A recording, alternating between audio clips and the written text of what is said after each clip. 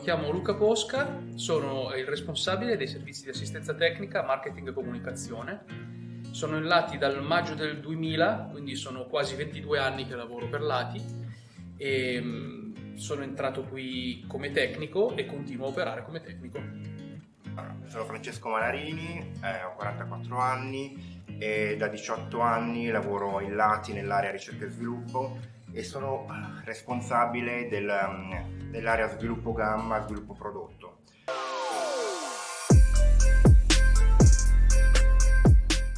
Allora, questa è una bella domanda perché fin da piccolo sono sempre stato un bambino super interessato a tutte le cose tecniche. Un bambino problematico, a dire il vero, perché a 10 anni per il mio compleanno ho chiesto a mio padre di portarmi a vedere la raffineria di Rho, a 12 ho chiesto di portarmi a vedere l'inceneritore di Albate, quindi ero l'unico bambino che alle elementari disegnava solamente caldaie, cementifici, impianti siderurgici, cose di questo tipo.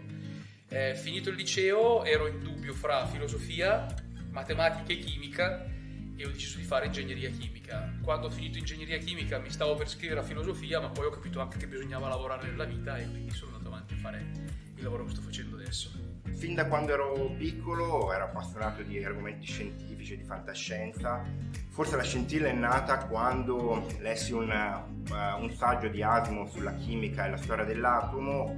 Lo lessi ero alle elementari, quindi capii ben poco, però mi affascinò tantissimo e da lì capii che mi sarebbe piaciuto in futuro intraprendere un lavoro nell'ambito scientifico.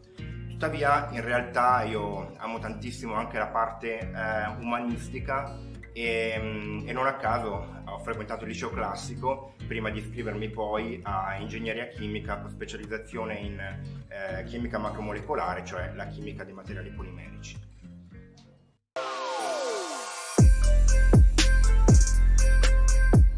Guardare i video con loro, ci guardiamo gli youtuber insieme, perché è molto importante comunque che mi vedano come una persona coinvolta nel loro mondo e non avere la pretesa di trascinare loro nel mio mondo.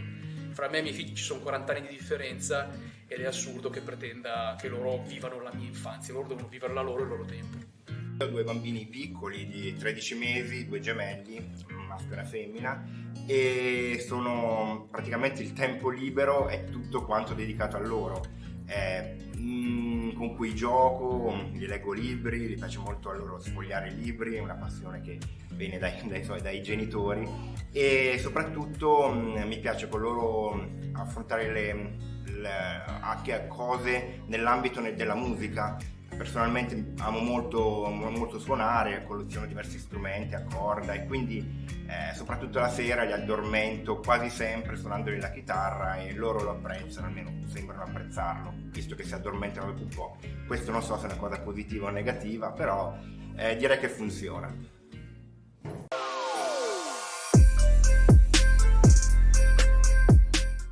Avendo cominciato a lavorare più di 20 anni fa, ho passato migliaia di ore della mia vita in coda in autostrada, in aeroporto, bruciando montagne di tempo e vedendo i miei figli 10 ore alla settimana.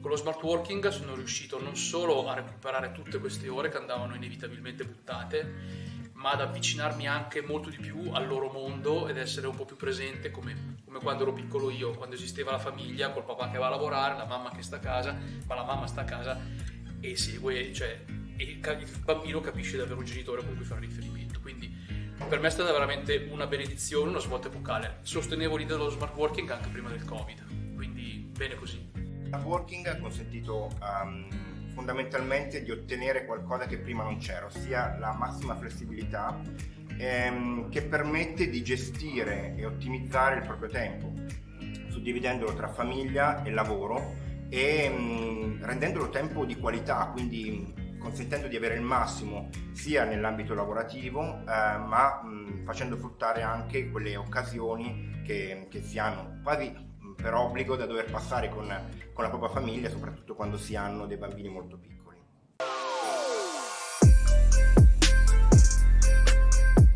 Io suggerisco di seguire le loro aspirazioni, di seguirle credendoci veramente e soprattutto soprattutto di non pensare che il mondo finisca nelle discipline scientifiche o in quello che è l'economia o cose del genere. Il mondo non è solo profitto, il mondo è soprattutto uomo, rispetto delle persone, rimettere l'uomo al centro, quindi seguire tanti interessi, tanti studi, interessarsi a più cose che si può.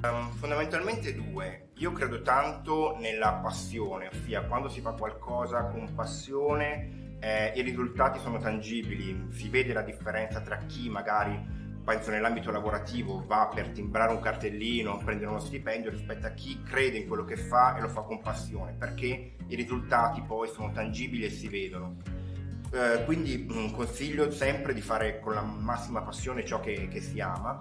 E come seconda cosa, per me è fondamentale coltivare tanti interessi che vanno al di là, anzi soprattutto differenti dal proprio ambito lavorativo, nell'ambito culturale, della musica, dello sport.